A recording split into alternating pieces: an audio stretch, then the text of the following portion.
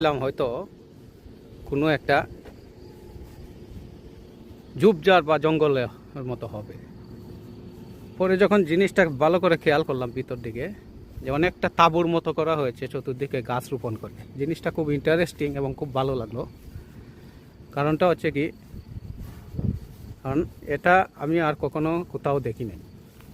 এই যে ভিতরটা এটা করা হয়েছে, এটা মূলত হচ্ছে চতুর্দিকে গাছের ডালগুলা নিচ দিকে ঝুলে আছে এবং ভিতরে অনেকটা তাঁবুর মতো ভিতরটা কিন্তু সমস্তটা ফাঁকা।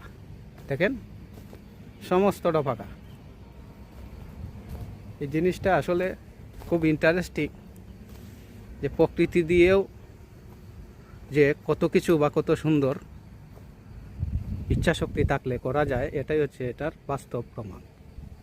দেখেন তো, জিনিসটা খুব ভালো লাগলো না?